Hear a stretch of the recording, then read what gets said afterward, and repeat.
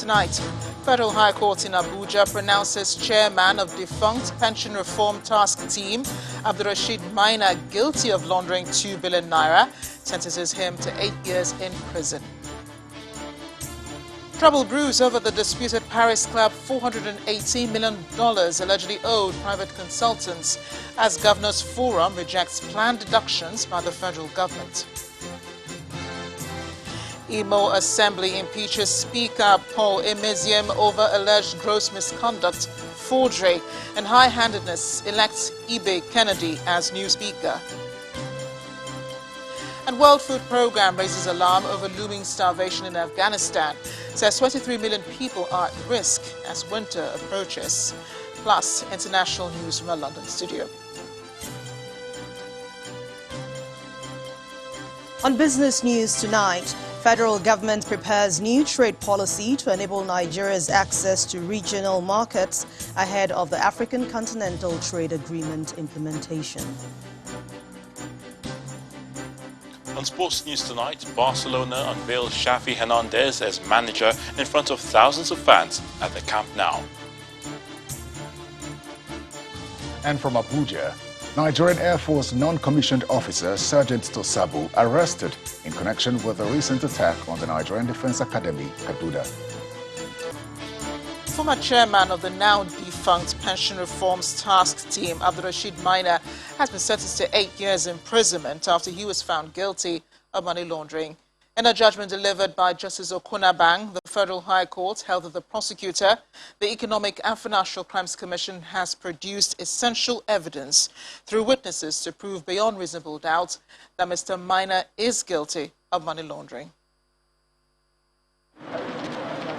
Outside, it looks like just another Monday at the courts in Abuja.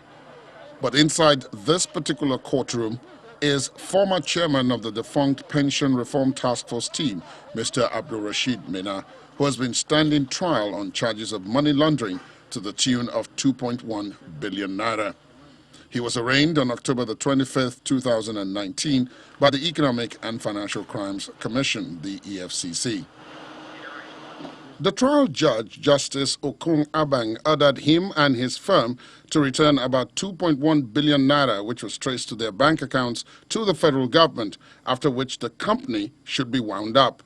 The judge, who sentenced him to 8 years in prison, also ordered the forfeiture of 2 of his properties at Life Camp and Jabi districts, both in Abuja, as well as the auctioning off of 2 exotic cars found in one of his houses.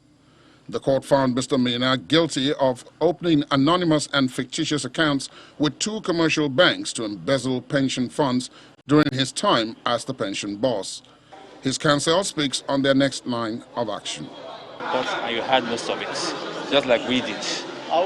We are going to exercise our client's consumer right of appeal. He's entitled to. That's all we can say for now.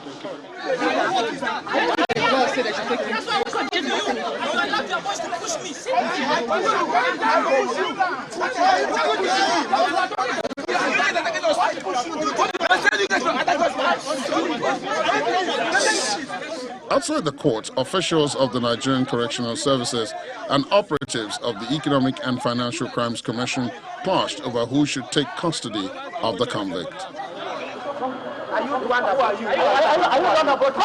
When the dust settled, Mr. Maina was taken to Kuje Correctional Center, where he would be remanded.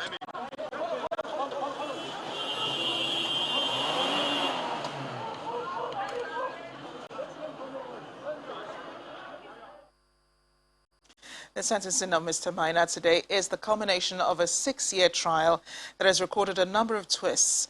The trial had gone from courtroom to the hospital, and at some point, diplomacy had to come into place to ensure that Mr. Maina answers for the charges brought against him. In this next report, our correspondent, Orolu Ashunibare, takes us through his trial. I recovered money for last administration, and I recovered money for this administration. Now, people don't know this. Let me explain this. Most people may not understand this, but let me explain for Nigerians, because I want the truth to be told, and I want Nigerians to understand the truth and know what is going on in Nigeria. Listen. The truth about this matter concerning Abdulrasheed Maina is what anyone who has come across the story would be eager to know. Abdul Rashid Maina was appointed in 2010 to head the Presidential Task Force team on pension reform. When I received with shock the letter of dismissal, I didn't even receive the letter. I have never seen the letter. It was when I heard about it. That was in April 2013. But just a few years later, he's accused of stealing over 2 billion naira. The Economic and Financial Crimes Commission, EFCC, began their move, filing charges against the embattled Maina. A few arraignments later, Abdul Rashid Maina jumps bail and flees the country, an action that put Senator Ali Ndume, who stood as surety, in trouble. After several months of manhunt, he's rearrested in Niger Republic and brought back home to face the court. An attempt by his legal team to file another bail application is turned down over fears that he may flee again. It is the right of the first defendant to apply for his bail. That he has done. And then his right now stops at the courts having power. And it is the power of the court to either grant or refuse. Also docked in the case is Faisal, Abdul Rashid Maina's son, who is currently on the run. He also compounded his troubles by wielding a gun as security agents. We recovered, aside from the 282 billion, we were able to bring information and caught 43 pension suspects. The truth, from Abdul Rashid Maina's perspective, is that he has done no wrong. However, for those persecuting the former Pension Task Force team boss, there is no smoke without fire. Orolu Ashonibare, Channels Television News. To other legal matters, the Nigeria Governors Forum has faulted the position of the Attorney General of the Federation and Minister of Justice Abubakar Malami in his handling of the disputed $418 million allegedly owed private contractors and firms by the 36 states and local governments in relation to the Paris Club refund. The Forum's reaction follows an earlier statement from the office of the AGF, in which he justifies the federal government's planned deduction of $480 million from state accounts to settle private contractors and consultants in relation to the Paris Club refunds to the states and local governments. A statement by the NGF questioned the disposition of the Attorney General when the alleged debt was being disputed and currently a subject of pending litigations. The statement reads in part, "The decision by the AGF to throw his weight behind these consultants who have been battling desperately to grab $480 million from the accounts of states and local governments raises questions of propriety and the spirit of justice." The statement adds that the AGF is supposed to be the chief arbiter in all matters concerning Nigerians, especially the poor masses of this country. It is incumbent upon him to not just ensure that justice is done, but that justice is seen to have been done. The NGF, while faulting some payments already made to some individuals and entities, argue that the AGF, being a public officer, ought to be driven by the need to protect public interest. Politics now. 6 days after the removal of the Deputy Speaker of the Imo State House of Assembly, the man that led the process has also been impeached. Honorable Paul Emeziem was impeached as Speaker during a plenary session at the State House of Assembly in Owerri, the Imo State capital. 19 of the 27 lawmakers are said to have signed a letter which was read on the floor of the House. According to the lawmakers, the Speaker was impeached on allegations of gross misconduct, forgery, abuse of office, and high-handedness. Meanwhile, the member representing Obowo local government area, Kennedy Ibe, has emerged new Speaker of the Imo State House of Assembly. The Independent National Electoral Commission has adjusted voting time for the supplementary election in Ihiala local government area of Anambra State on Tuesday. According to a statement by INEC National Commissioner Festus Okoye, the election will hold between 10 a.m. and 4 p.m. The statement also says the decision, which will be strictly complied with, has been taken following a careful review of the prevailing situation in Anambra State and is being widely shared with stakeholders, including security agencies. Staying in Anambra State, reactions have continued to trail the announcement of the supplementary election in Ihiala. A candidate of the People's Democratic Party, Valentine Ozigbo, believes the pendulum of victory could swing his way if things go according to plan.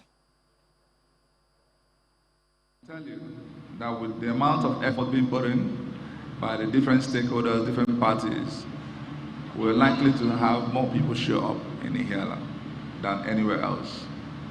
And by extension, the rest of the other local governments where elections have not taken place in all the polling units. Quite a number of them, including Idemili North, Idemili South, Oka North, and many more. Altogether, about 12 more local governments will witness additional elections taking place.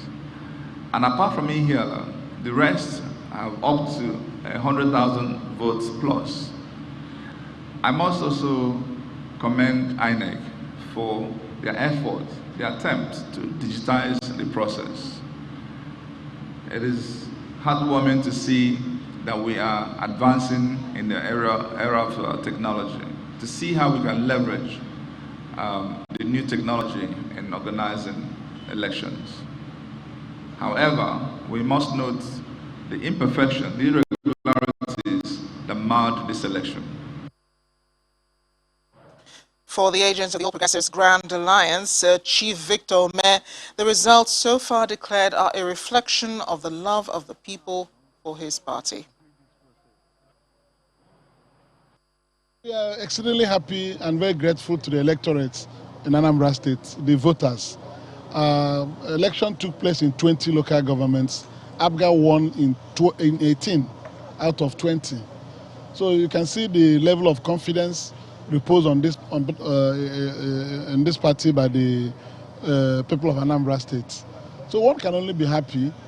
Here, our local government area had no election, and it's been scheduled to Tuesday.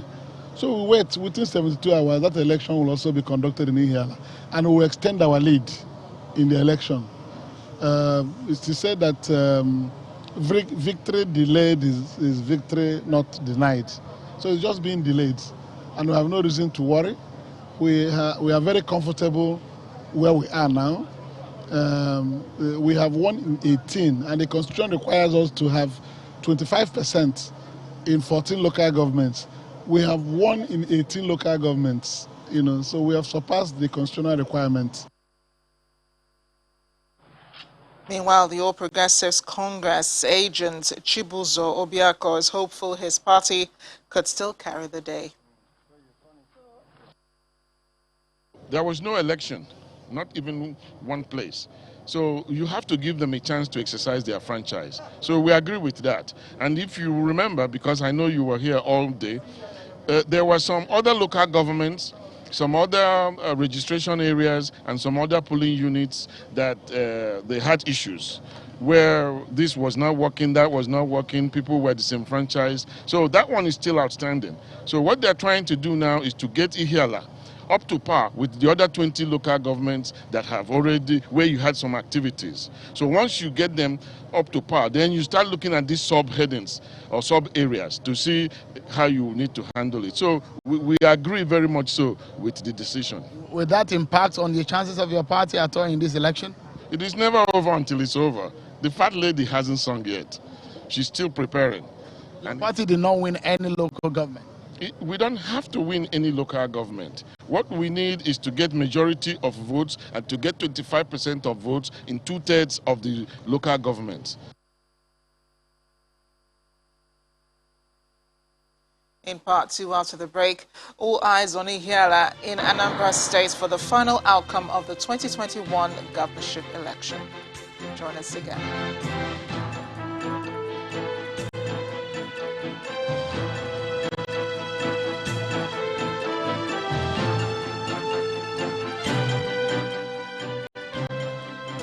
Welcome back. If it has joined us watching the news at 10 live on Channels Television Lagos, a reminder of our top stories.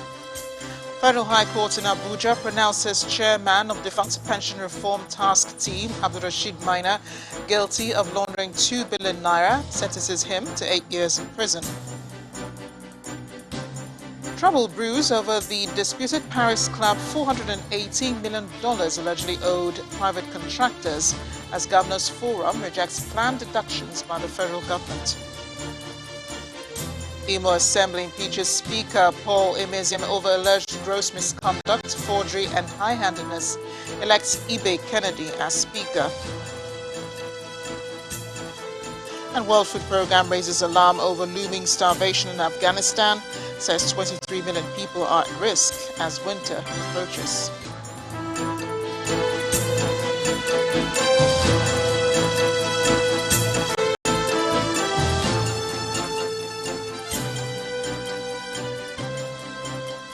Staying with our coverage of the Anambra governorship elections, we go now to our political editor, Seun Okinbaloye in Awka, who's standing by to give us insight into tomorrow's supplementary election. Seun, what do we know so far about tomorrow's election? Thank you, Amarachi. It's just a few hours before the supplementary election in Hiala local government area of Anambra State. That is the only outstanding local government election to be conducted in this governorship election.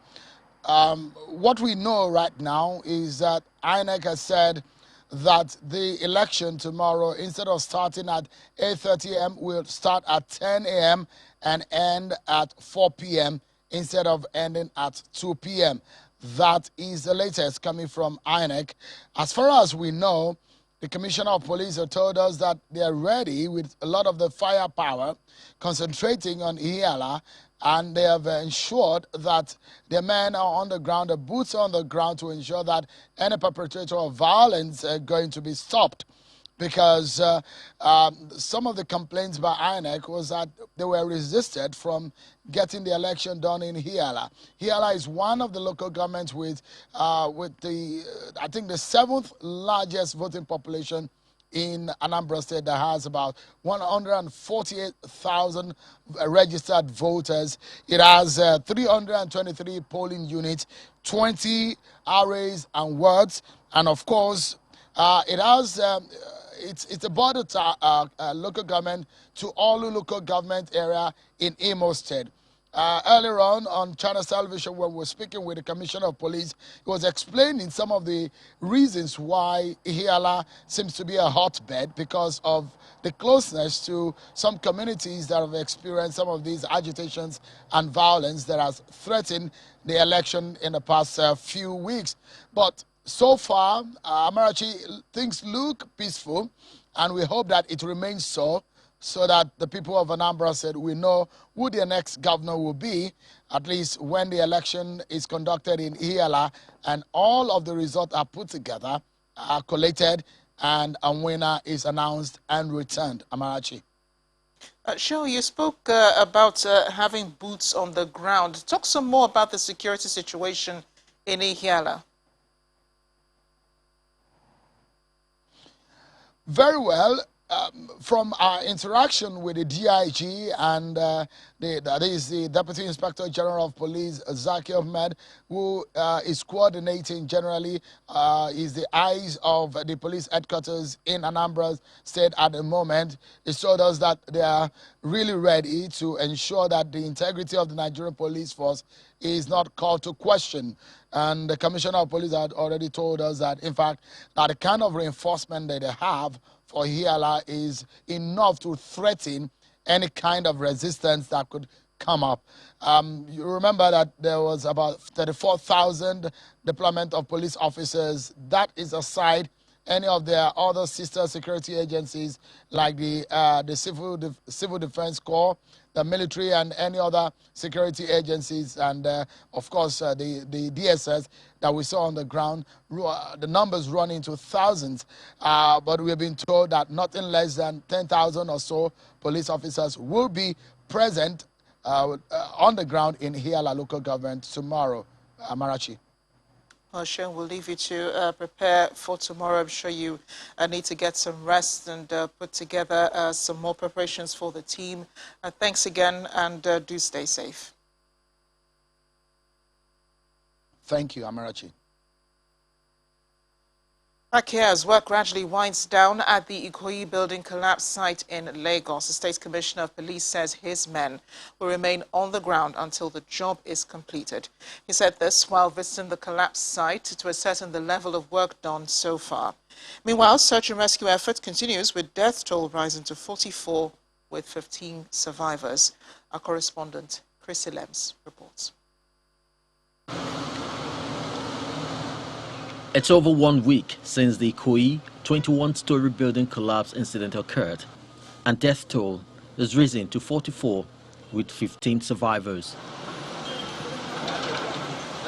Search and rescue effort continues at the site, with excavators rummaging through the debris, hoping to unearth what lies beneath.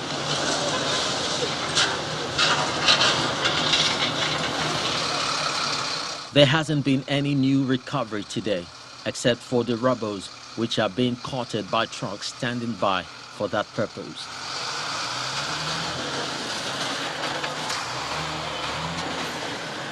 While there are still personnel of the various rescue and security agencies on ground, the tent that once housed the medical and counseling units set up by the government has already been dismantled, a possible indication that work here may be winding down. However, the State Commissioner of Police, who visited the site while applauding his men for ensuring safety and security of workers, says they will remain on ground till work is done. The robbers are money to some people. You call it the iron rods as money to some people. So if security is not there, don't be surprised that some people, some miscreants may besiege this place under the guise of trying to pick this, and there could be not only fight between them now, even disturbing the operation. So that's why we are going to be here until the last person lives here, government official lives here. The numbers of visitors to the scene has dropped, with no family member of the victim spotted. For now, a gate has been mounted to further secure the site, apparently in readiness for the investigative panel set up by the Lagos State government to look into the collapse. But for how long operations will continue here is still uncertain. Chris Elems, Channels Television News. Let's toss it over now to Terry in Abuja for more on the news at 10. Hi, Terry. Great to see you. Hello, Amarachi. Good to see you as well. Authorities of the Nigerian Air Force have arrested a personnel of the service for an offense connecting him with arms and ammunition dealings and the recent bandit attack at the Nigerian Defense Academy, NDA. The Airman Sergeant Tosabu Solomon of 153 BSG, that's the Air Force Comprehensive School, Yola, was arrested in the early hours of today in Yola, the Adamawa state capital. A source told Channels Television that the suspect was arrested on the orders of the NDA commander. He adds that at about 8 a.m. today, an Aviation Training Relocation ATR with registration number NAF 930 arrived and conveyed the suspect from Yola to NDA Kaduna for further interrogation. Meanwhile, the Nigerian Defense Academy says Tosabu Solomon is not in its custody and that he has no connection with the academy. It will be recalled that in late August, bandits attacked the permanent site of the Nigerian Defense Academy in Kaduna State, killed 2 and abducted another major through the nearby bush inside the academy. The major was later released after 4 weeks. In Zamfara State, gunmen suspected to be bandits have attacked Rigia village in Gusau local government area of the state, where they killed 6 people and abducted several others. A resident of the village told Channels Television that the bandits came on motorcycles around 1:30 on Sunday afternoon and began to shoot sporadically. According to him, he was in the other part of the village when he heard gunshots and screaming of the villagers who were shouting for help, and he ran to the bush for safety. The Minister of Defense, Major General Bashir Magashi, is seeking the cooperation of defense advisors in addressing the nation's security challenges through what he terms timely and reliable information. This is part of his remarks at a conference for defense attachés on advancing counter-terrorism efforts through enhanced interagency cooperation. Meanwhile, the chairman of the National Drug Law Enforcement Agency, Brigadier General Buba Marwa, who was at the event, identifies drug abuse in Nigeria as the major reason fueling insecurity. Senior military officers, security experts and law enforcement agencies converge on this hall for the 2021 Defense Advisors Conference. Ladies and gentlemen, the theme for this year's conference is advancing counterterrorism efforts through enhanced interagency cooperation. The Chief of Defense Intelligence believes defense advisors and attachés have critical roles to play in the fight against insecurity. Intensified operations against armed bandits in the northwest and north-central geopolitical zones are yielding desired results.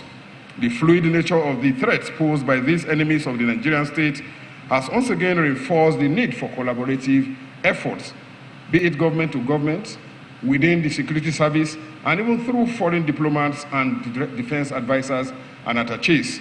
The last few months have seen insecurity taking new dimensions. The aftermath has resulted in food insecurity. While these cause for concerns, the Minister of Defense is confident that the challenges are surmountable. Distinguishing the threat Nigeria is currently facing and understanding their social geographical context is pivotal for adopting appropriate and lasting counter-intelligence measures. Regrettably, the prevalence of these threats has continued to endanger not only national security and economic growth, but food security as well. Nigeria currently engages the services of defense attachés in 90 countries and 4 international organizations. Tapping into credible information arising from drug trafficking and security is seen as key to curbing insecurity in the country. The need for further collaboration between of course, Defense Intelligence Agency, the Armed Forces, and the NDLEA is paramount. The more we get at the drugs and get them out of the way, the less some of the incidences of the insecurity happens. Hopefully, this meeting will afford participants an avenue to contribute their quota to national security as they depart to their countries of posting for the task ahead of them. When the news at 10 returns, federal government moves to enhance the nation's access to regional markets as AFCFTA comes into effect.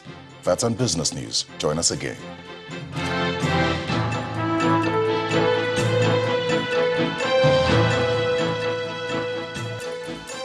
Welcome back. Coca-Cola has unveiled its new global brand philosophy and platform, Real Magic, which invites everyone to celebrate the real magic of humanity.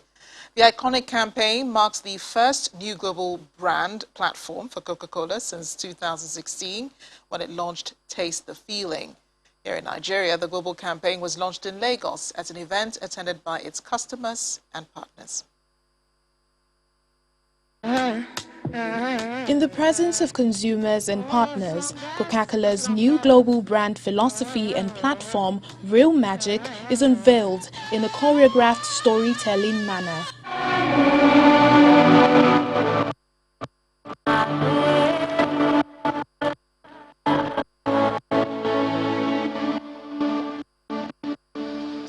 Under the Real Magic platform is the One Coke Away From Each Other campaign, which represents the first creative experience. Blending real and virtual worlds, One Coke Away From Each Other is a metaphor that celebrates humanity.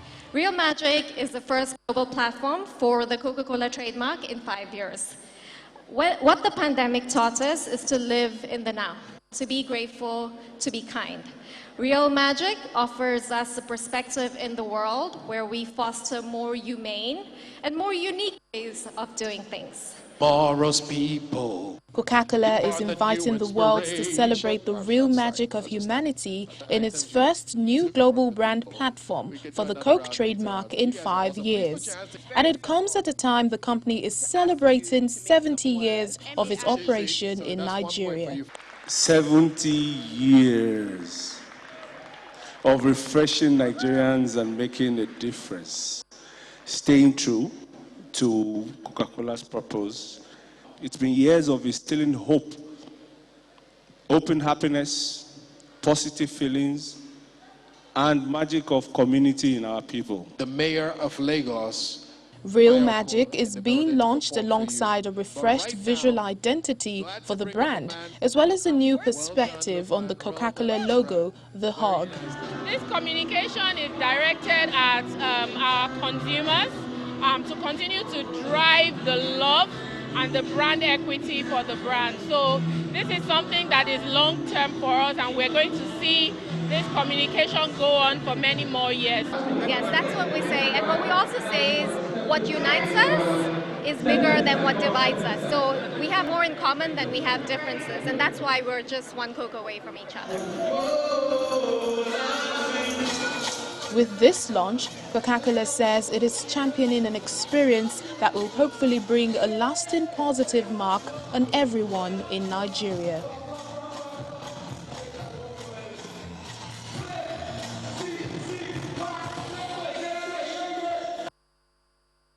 It's time now for business news. Here's Anne Wawodo.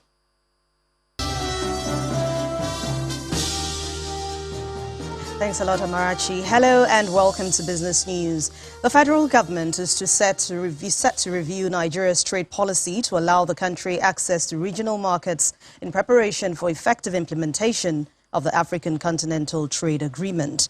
The Minister of Industry, Trade and Investment, Niyi Adebayo, who made this known at the opening ceremony of the 2021 Lagos International Trade Fair, organized by the Lagos Chamber of Commerce and Industry, says the fully revised version of the trade policy will contain significant strategies to help address issues like infrastructure bottlenecks and low domestic demand for made in Nigeria goods, which remain major concerns for traders. He also explains that the updated trade policy will also strengthen domestic value chains, especially in the agri sector, and improve the country's current economic fortunes. Unity Bank PLC has handed out a total of 10 million naira as business grant to 30 core members in 10 different NYSC camps across the country in the latest edition of its flagship youth entrepreneurship and empowerment initiative, the Corpreneurship Challenge.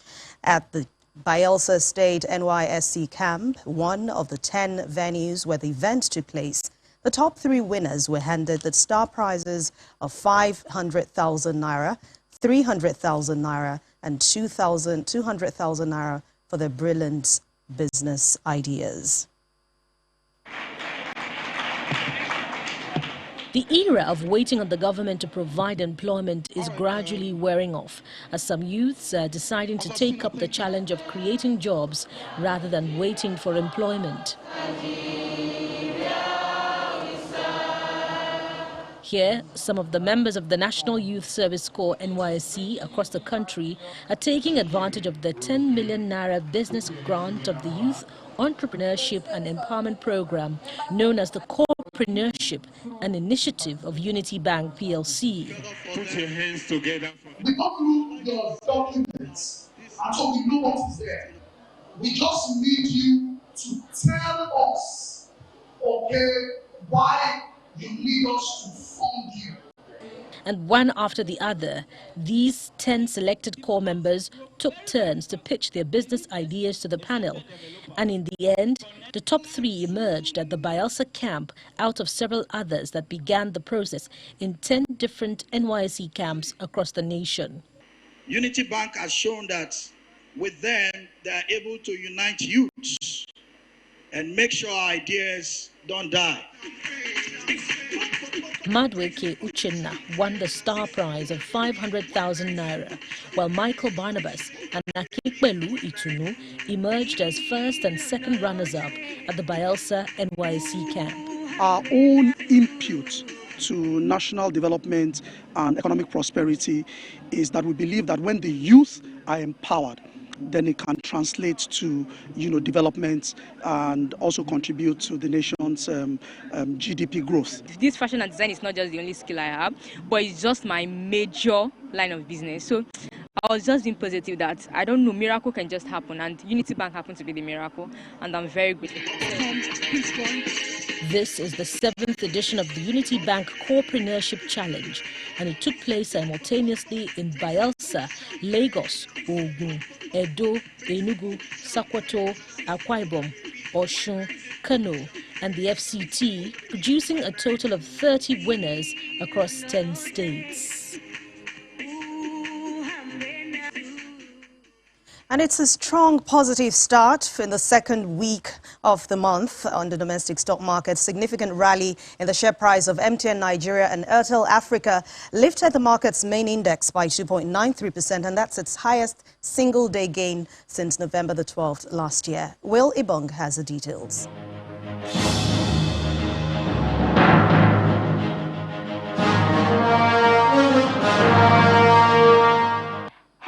and welcome to the Stock Market Report. The equities market seems to be on steroids as the hyperactivity in the market catapulted the benchmark performance index almost 3% higher, breaking a new record of 43,000 points for this year and increasing the market value by 643 billion naira.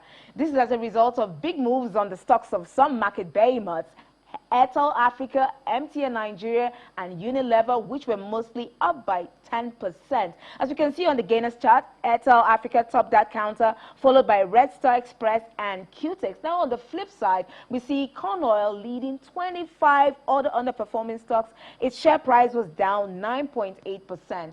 Now, despite the negative market breadth, the strength of the market giants was evident on the activity chart as the value traded jumped by more than 100%.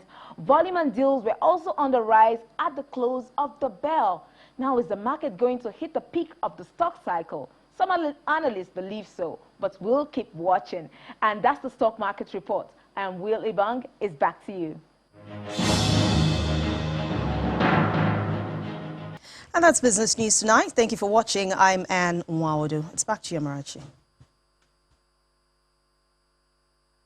Banking, so easy, so simple. Dial *894# now to experience it. You first, First Bank. Thanks a lot. And to respond to the impacts of climate change, governments will need to develop forward-looking policies and programs to protect their people, societies, economies, and ecosystems. Today at the ongoing climate change conference in Glasgow, focus has been on the deepening of an understanding of adaptation and loss and damage. Adaptation, taking action to prepare for and adjust to both the current effects of climate change, while loss and damage refers to the adverse impacts of climate change. Still ahead on the news at 10, more on the climate change conference in Glasgow, plus other international news from our London studio. Stay with us.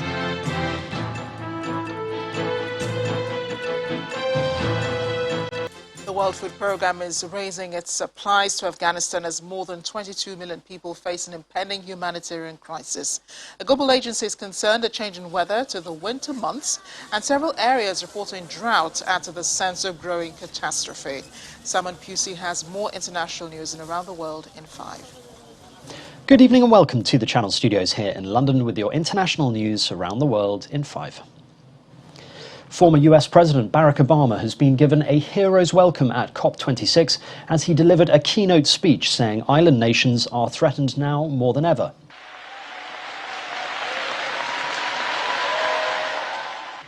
The former president, who was born in the island nation of Hawaii, said the most vulnerable to changing climate were often not those causing the climate crisis. As the world's second largest emitter of greenhouse gases, the U.S. has to lead. We have enormous responsibilities. It's day 8 of the COP26 summit. Poorer nations argue they need to be given $100 billion in annual climate finance that has long been promised. Early results from the Nicaraguan general election suggest that incumbent President Daniel Ortega has won by a landslide. With about half of the ballots counted, Mr. Ortega has secured around 75% of the vote. But what was meant to look like spontaneous applause here, his critics say, is all for show. His main rival, Cristina Chamorro, is under house arrest for allegedly money laundering, and 7 more presidential hopefuls were also detained. The US and EU have signalled likely further diplomatic isolation and sanctions if Daniel Ortega does indeed win for a 4th consecutive time.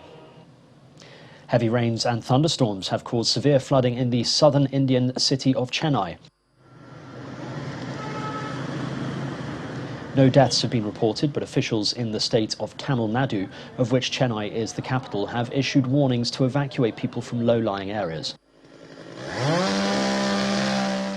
Local media footage showed uprooted trees and cars submerged as water quickly rose to block roads. This is the heaviest rainfall in the city since 2015. The West African regional bloc, ECOWAS, has imposed sanctions against Mali's transitional leaders and their families, which range from travel bans to a freeze of their financial assets. It follows their failure to adhere to the timetable of returning the country to constitutional rule by February next year. ECOWAS said that the Malian authorities had informed them of their inability to meet the transition deadline of holding elections. ECOWAS will be considering further sanctions next month if there's still no progress. An Italian judge has convicted 70 defendants in the first sentence of one of the largest ever trial against mafia celebrated in the country. The case targets the 'Ndrangheta clan, which is based in Calabria and is considered by prosecutors to be the most powerful mafia group in the country. Suspects face an array of charges, including extortion, drug trafficking and theft. The fast-track trial, which allows those convicted to have their sentences reduced by a third, involved 91 defendants. British Airways and Virgin Atlantic have marked the opening of US borders to foreign visitors by taking off from Heathrow in Camden. In a show of solidarity, flying west with planes fully loaded with passengers, they set aside their long-running rivalry and took to the skies just after 8:50 a.m., more than 600 days since the US travel ban was introduced. Bosses of the two airlines described it as a pivotal moment for the industry. The ban was imposed by former President Donald Trump, affecting non-US citizens from over 30 countries. Under the new rules, foreign travellers will need to show proof of vaccination before flying, get a negative COVID-19 test result within 3 days of travelling, and hand over their contact information.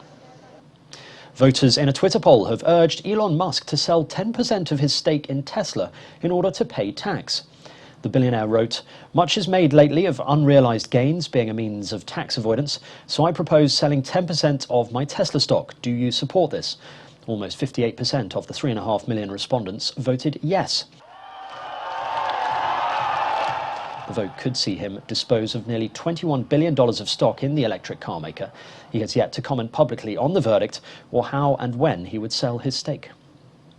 And finally, the dress worn by Amy Winehouse during her final stage performance has been sold for more than $243,000, 16 times over the auction estimate.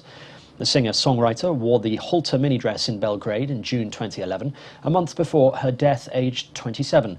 More than $4 million was raised from about 800 items. She died from alcohol poisoning at her home in Camden in 2011. All proceeds are going towards the foundation her parents set up to help young people with addiction issues. And that's your international news around the world in 5. Now back to the Channel Studios in Lagos.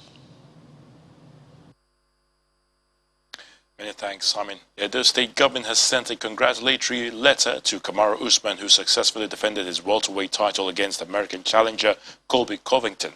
In the letter from the Office of the Deputy Governor, Edo State government described the reigning UFC welterweight champion as a shining star and a true reflection of what the Nigerian youth should represent.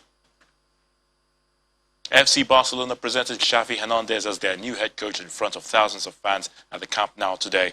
The 41-year-old Barcelona tactician signed his, or Barcelona ex-player signed his contract, which runs until 2024 on the pitch alongside club president Joan Laporta.